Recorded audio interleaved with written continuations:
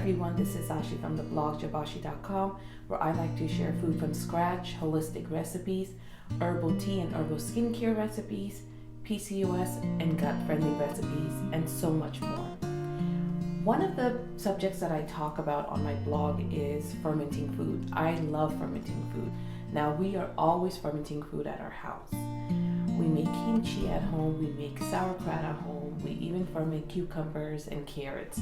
We also make water kefir and milk kefir, and that's what I'm going to share with you guys today. Milk kefir that's already been sitting on my counter for the past 72 hours, probably more than 72 hours. I normally keep the kefir on my counter for 48 to 72 hours, but if it sits for longer, it's not an issue. That just means that it has been fermented even longer. So you really can't go wrong with fermenting milk. It's a very easy process and it's full of live probiotics.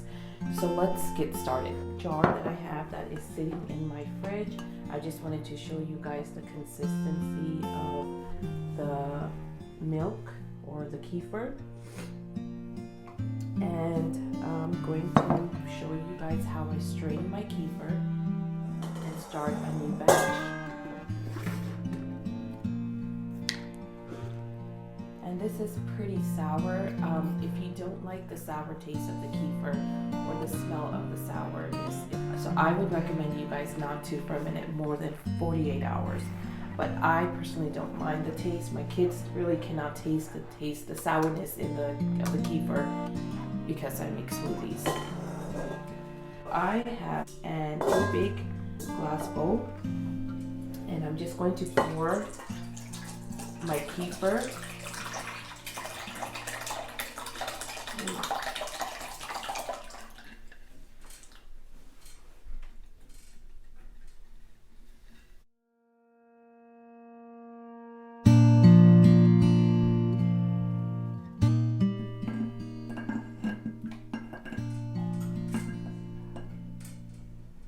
I forgot to mention, if you guys notice the ring around the kefir, that was actually basically the whey, and that's just saying that the fermentation has happened and it's doing well. So this is the kefir, and at this point I actually like using my hands. All I do is I push the kefir grains out of the way so it can be strained. And so what do we do with our kefir?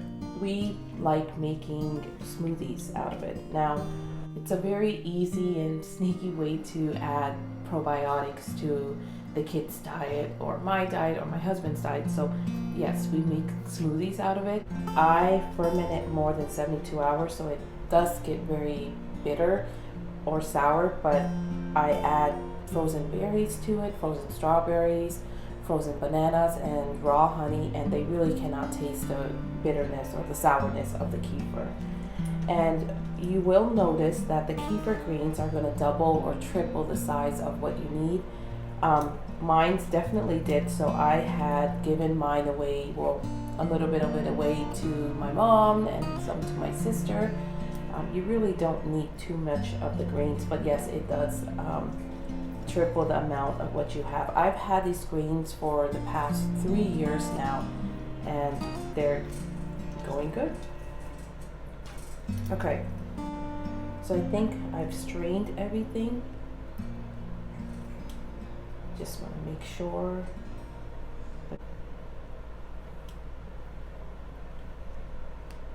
These are my grains.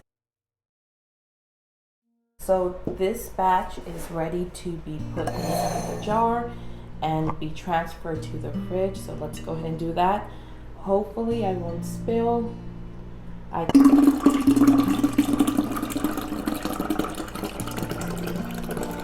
Okay, so it gets kind of messy.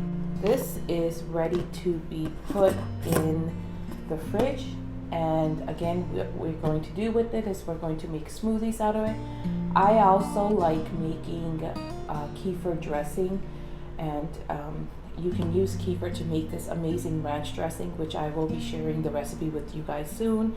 So that's what I would like to do. I also use kefir to make this really amazing facial, and it keeps your face glowing and vibrant. So I will be sharing that recipe with you guys as well. But for now, let's get started with our new batch. And what we'll do with the new batch is we'll add some more kefir grains to it, and we will add some more raw goat milk to it. Alright, so we have our kefir grains ready to be put in the milk. I have my raw organic goat milk from a Amish farm local buy, but you can also use non-raw.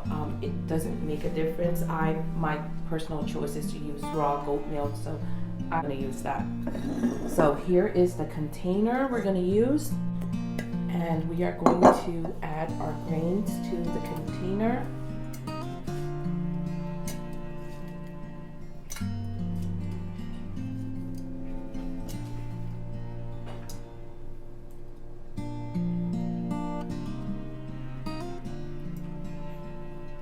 Okay, and then we're going to pour the milk in. I'm running a little bit low on my milk, but that should not be an issue.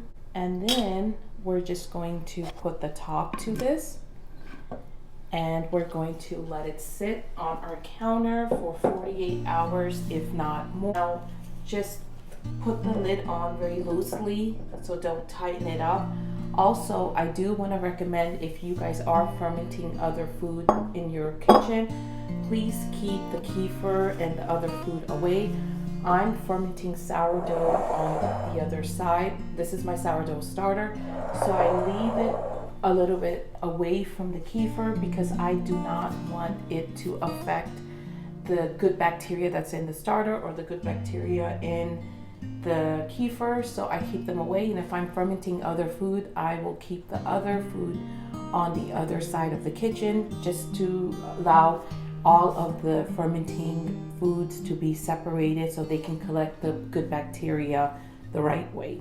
So this is going to be transferred to my fridge, and we will make smoothies out of it. This kefir recipe is on my blog. You guys can print it out.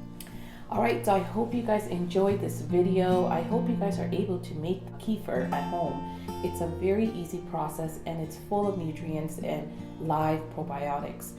So thank you so much for stopping by my channel. Please make sure to visit my blog jabashi.com, where you will find other holistic recipes, and I will see you guys soon, and please make sure to subscribe.